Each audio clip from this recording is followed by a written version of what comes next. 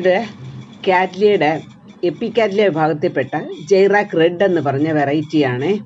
ഇതിൻ്റെ പ്രത്യേകത എന്ന് പറഞ്ഞാൽ ഇങ്ങനെ ബഞ്ചായിട്ടുള്ള പൂങ്കൊലകളും മറ്റേ വലിയ കാറ്റ്ലിയ പോലെ പൂക്കാൻ മടിയുള്ള ആളല്ല. ഇതെല്ലാം പുതിയ ഓരോ മുകുളം വരുന്നതിനകത്തും ഒരു ബഞ്ച് കാണും, ഫ്ലവർ ബഞ്ച്. അതിൽ തന്നെ ഒരു 5-6 മുട്ടുകളുള്ളൊരു കൊലയായിട്ടാണ് വരുന്നത്. ഇനി ഇതിനകത്ത് മുട്ടുകൾ വിരിയാനുണ്ട്. അതുമല്ല ഒരുപാട് മുകുളങ്ങൾ പെട്ടെന്ന് വരികയും ചെയ്യും. ഞാനിതൊരു ടെറാക്കോട്ട പോട്ടിലാണ് വെച്ചേക്കുന്നത്. ആകുമ്പോൾ നല്ല ഭംഗിയുണ്ട്, പെട്ടെന്നുള്ള നല്ല തണുപ്പുള്ളതുകൊണ്ട് നല്ല ഗ്രോത്തും കിട്ടും. അത്യാവശ്യം വെയിലുള്ളിടത്ത് വെച്ച് കൊടുക്കണം.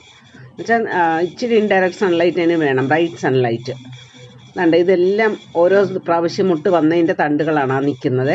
എല്ലാം വിരിഞ്ഞ ഒരു തണ്ട് പോലും മുട്ടില്ലാതെ വന്നിട്ടില്ല. നല്ല ബഞ്ചായിട്ട് പൂത്ത് നിൽക്കുന്നു. ഇപ്പോൾ ഈ ചെടിയിൽ തന്നെ 2 മുകുളം ആ സൈഡിൽ വരുന്നുണ്ട്. അതിനകത്ത് മുട്ട് തീർച്ചയായിട്ടും മുട്ടോട് കൂടിയ തന്നെ ആയിരിക്കും അത് വരുന്നത്. ഇന്ന് വരെ അങ്ങനെ അല്ലാതെ അത് വിരിഞ്ഞിട്ടുമില്ല. കണ്ടോ, പൂവാണെങ്കിൽ നല്ല ഭംഗിയാണ്. അതിനകത്തൊരു ലൈനുണ്ട്, യെല്ലോ ലൈൻ.